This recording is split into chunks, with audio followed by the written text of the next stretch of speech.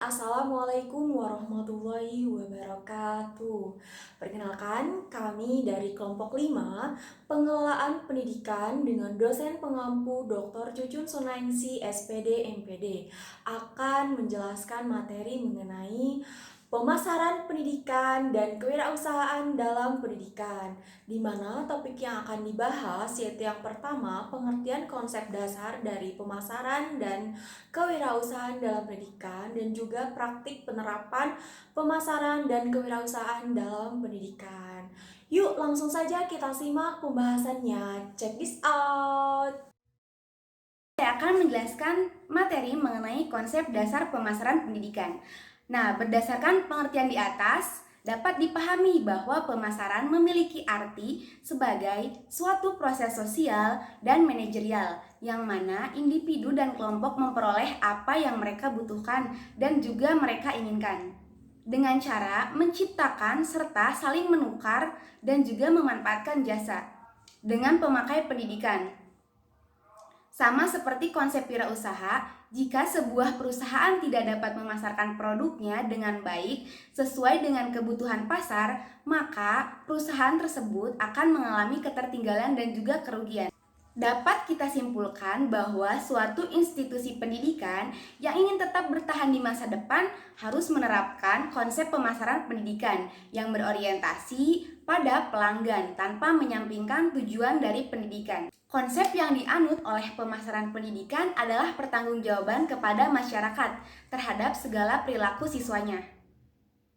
Yang berarti sebuah lembaga pendidikan itu tidak hanya mencari siswa sebanyak-banyaknya lalu diadakan proses belajar mengajar lalu keluar. Bukan seperti itu ya. Namun, konsep pemasaran dalam pendidikan itu sangat luas karena lembaga pendidikan harus memiliki pertanggungjawaban, dimulai dari perekrutan peserta didik yang harus berkualitas dan berhubungan dengan visi misi dari lembaga pendidikan tersebut.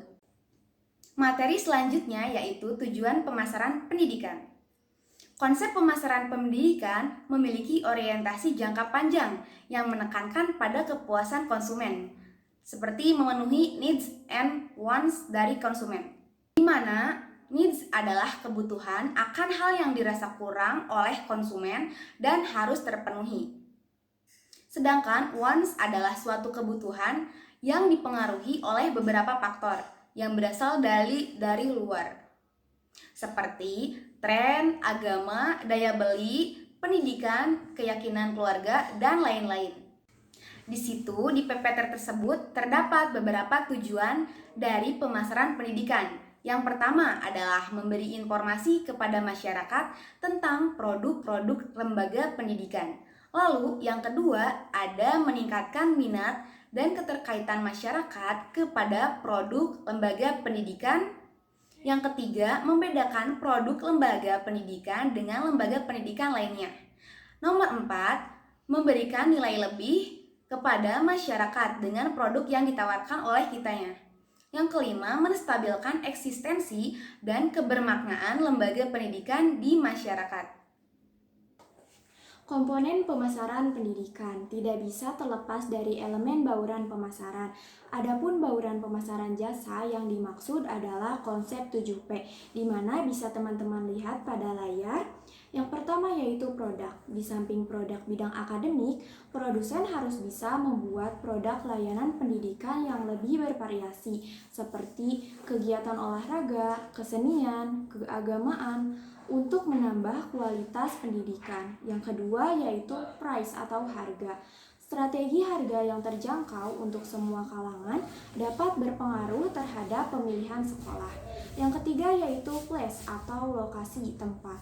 Para pimpinan lembaga pendidikan sependapat bahwa lokasi letak lembaga yang mudah dicapai kendaraan umum cukup berperan sebagai pertimbangan bagi calon siswa. Yang keempat yaitu promotion atau promosi. Kegiatan promosi sendiri dapat dilakukan melalui media komunikasi massa, misalnya koran, majalah, televisi, papan reklame, dan gambar tempel. Yang kelima yaitu person atau orang adalah semua pelaku yang memainkan peran dalam penyajian jasa sehingga dapat mempengaruhi persepsi pembeli, mencakup pegawai perusahaan, konsumen, dan konsumen lain dalam lingkungan jasa. Yang keenam yaitu physical evidence. Sarana fisik merupakan suatu hal yang nyata turut mempengaruhi keputusan konsumen untuk membeli dan menggunakan produk jasa. Misalnya, gedung sekolah, ruang kelas yang bersih, dan adanya teknologi. Yang ketujuh yaitu proses. Apakah kualitas jasa atau pengajaran yang diberikan oleh guru cukup bermutu atau bagaimana penampilan dan penguasaan bahan? Oleh karena itu, manajemen lembaga pendidikan harus memperhatikan kualitas guru yang sangat menunjang keberhasilan pemasaran dan penguasaan. Selanjutnya yaitu penerapan pemasaran dalam pendidikan. Ada 4 aspek yang dimana bisa teman-teman lihat pada layar. Yang pertama yaitu planning atau perencanaan.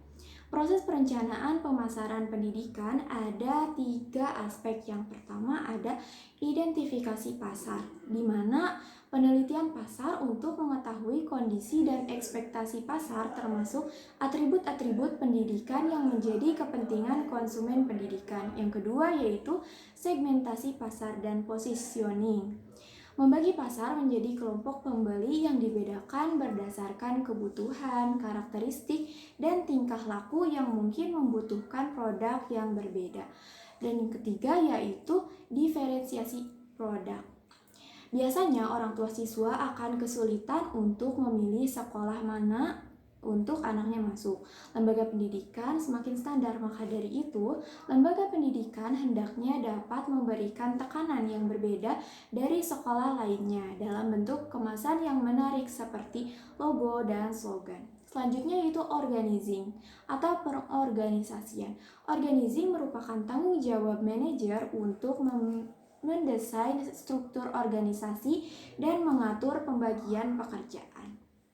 Selanjutnya adalah actuating, berkenan dengan fungsi manajer untuk menjalankan tindakan dan melaksanakan pekerjaan yang diperlukan untuk mencapai tujuan yang ingin dicapai oleh organisasi.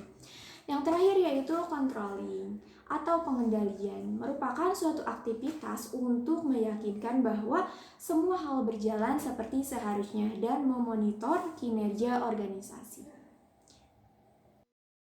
Konsep dasar kewirausahaan dalam pendidikan. Siapa di sini yang ingin menjadi entrepreneur? Coba acungkan tangannya. Nah, ternyata di dalam dunia pendidikan juga terdapat entrepreneurship, di mana Raymond dikutip Lupiodi dan Wacik dalam tim dosen jurusan administrasi pendidikan, halaman 337, entrepreneurship adalah proses penciptaan sesuatu yang baru atau inovasi guna memperoleh kesejahteraan atau kekayaan individu dan mendapatkan nilai tambah bagi masyarakat. Dilakukan dengan gagasan baru, penggalian sumber daya, dan direalisasikan menjadi kenyataan yang menguntungkan. Nah, berdasarkan uraian tersebut dapat disimpulkan bahwa kewirausahaan adalah sebagai berikut. Bisa dilihat ya teman-teman di PowerPoint-nya.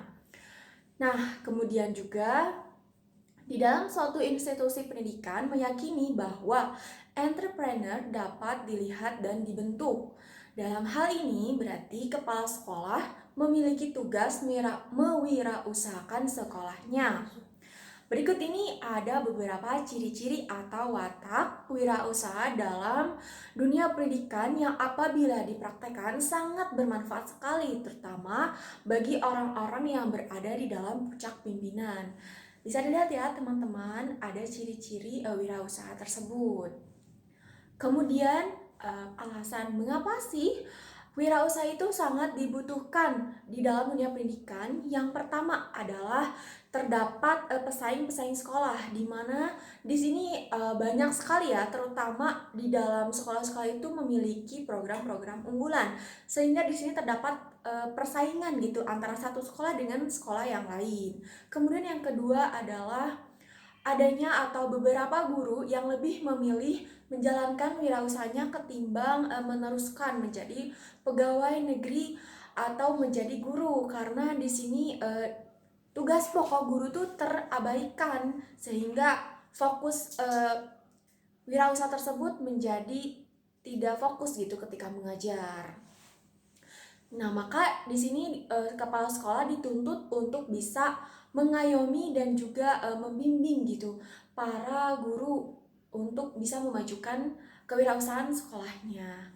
Kemudian ada jenis-jenis kewirausahaan di dalam dunia pendidikan. Yang pertama ada produksi, di mana produksi ini yaitu membuat, menyediakan jenis dan jumlah barang atau memberikan pelayanan jasa sesuai dengan kebutuhan atau permintaan daripada konsumen, di mana konsumen tersebut bisa berupa peserta didik sekolah tersebut, warga sekolah, dan juga bagi masyarakat. Contohnya di daerah pedalaman, yaitu di bidang pertanian, peternakan, dan juga perikanan, di mana di sini sekolah bisa mengelola dari berbagai bidang tersebut. Juga ada sekolah-sekolah yang berada di daerah perkotaan atau kawasan industri. Sekolah bisa menyediakan pelayanan jasa seperti transportasi gitu untuk antar jemput peserta didiknya, kemudian membuat kue untuk sarapan atau catering dan sebagainya. Kemudian yang kedua ada distribusi, di mana sekolah melibatkan diri dalam pemasaran, penanganan, dan juga penyimpanan serta pengendalian persediaan dan pengaturan masalah transportasi atau sesuai dengan kebutuhan atau permintaan dari warga sekolah tersebut. Selanjutnya ada konsumsi yang ketiga, di mana sekolah merefleksikan permintaan barang atau jasa dan daya beli atau permintaan sekolah dapat ditingkatkan oleh ketersediaannya. Praktek kewirausahaan dalam pendidikan. Bisa kalian lihat pada layar, pada pendidikan PAUD, TK, SD, dan SMP pertengahan merupakan fase penguatan minat dan pembiasaan melalui aspek lingkungan. Pada poin pertama, pada tahap ini anak harus dibuat senang melalui dunia permainan. Nah, orang tua bisa memulai mengenalkan dan menanamkan konsep yang berkaitan dengan wirausaha. Sedangkan guru bisa memonitoring aktivitas anak, menstimulasi permainan berwirausaha, dan aktivitas lainnya. Poin kedua, pada tahap ini perkembangan anak sampai pada kemampuan berpikir logis sederhana. Nah, peran orang tua dalam konsep berwirausaha di rumah dapat mengkonstruksi anak agar membantu tugas di rumah dan memberikannya reward setiap selesai tugas. Sedangkan pada pendidikan di sekolah STK, guru dapat mengajarkan berbagai permainan, misalnya bermain pasar-pasaran, tujuannya adalah mengenalkan macam-macam uang. Poin ketiga, pada tahap ini adalah langkah tepat untuk pembentukan sikap dan keterampilan berwirausaha secara sederhana. Keterampilan berwirausaha diajarkan melalui praktek, misalnya membuat suatu produk lalu mendistribusikan hasil karya kepada masyarakat sekitar. Hal yang paling penting bagi siswa jenjang SD adalah mendapatkan hasil dari karya yang terjual. Ini bisa memperkuat motivasi dan semangat juang yang tinggi. Poin keempat, pada tahap ini semua kompetensi kewirausahaan diajarkan, yaitu knowledge, skill, dan attitude. Siswa diajarkan cara-cara berwirausaha secara utuh, mulai dari perencanaan, pengelolaan, risiko berwirausaha, teknik menawarkan produk, mengestimasi keuntungan, dan lain sebagainya. Slide selanjutnya, program pendidikan kewirausahaan di sekolah dapat diinternalisasikan melalui berbagai aspek, antara lain 1. Maksudnya, penginternalisasian nilai-nilai kewirausahaan ke dalam pembelajaran sehingga hasil yang diperoleh yaitu kesadaran akan pentingnya nilai-nilai, terbentuknya karakter wirausaha, dan pembiasaan nilai-nilai kewirausaha ke dalam tingkah laku peserta didik di kehidupan sehari-hari melalui proses pembelajaran baik yang berlangsung di dalam maupun di luar kelas pada semua mata pelajaran. Kedua, kegiatan ekstrakurikuler adalah kegiatan pendidikan di luar mata pelajaran dan pelayanan konseling untuk membantu pengembangan peserta didik sesuai dengan kebutuhan, potensi, bakat, dan minat mereka melalui kegiatan yang secara khusus diselenggarakan oleh pendidik atau tenaga kependidikan yang berkemampuan dan berkewenangan di sekolah. Ketiga, kegiatan pengembangan diri merupakan upaya pembentukan karakter, termasuk karakter wirausaha dan kepribadian peserta didik yang dilakukan melalui kegiatan pelayanan konseling berkaitan dengan masalah pribadi, kehidupan sosial, kegiatan belajar, pengembangan karir, dan kegiatan ekstrakurikuler. 4. Pembelajaran kewirausahaan diarahkan pada pencapaian 3 kompetensi, yaitu penanaman karakter wirausaha, penanaman konsep, dan skill dengan bobot yang lebih besar pada pencapaian kompetensi, jiwa, dan skill dibandingkan dengan pemahaman konsep. 5. Bahan atau buku ajar merupakan komponen pembelajaran yang paling berpengaruh terhadap apa yang sesungguhnya terjadi pada proses pembelajaran.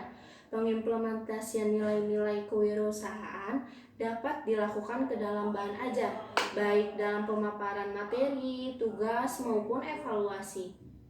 Selanjutnya, pengembangan nilai-nilai dalam kependidikan kewirausahaan dalam budaya sekolah mencakup kegiatan yang dilakukan kepala sekolah, guru, konselor, tenaga administrasi ketika berkomunikasi dengan peserta didik dan menggunakan fasilitas sekolah seperti kejujuran, tanggung jawab, disiplin, komitmen, dan budaya berwirausaha di lingkungan sekolah. Yang terakhir, hampir sama dengan integrasi pendidikan kewirausahaan dari terintegrasi di dalam mata pelajaran, dilaksanakan mulai dari tahap perencanaan, pelaksanaan, dan evaluasi pembelajaran pada mata pelajaran. Sekian pemaparan dari kelompok 5. Mohon maaf apabila terdapat kesalahan dan kekurangan. Bagi teman-teman yang ingin menambahkan, bertanya, dan juga menyempurnakan apa yang telah kami sampaikan, boleh banget ya, silahkan diketik di dalam kolom komentar, dan juga jangan lupa di like dan subscribe channel kita agar bisa terus berkembang. Terima kasih atas perhatiannya. Wassalamualaikum warahmatullahi wabarakatuh. Dadah.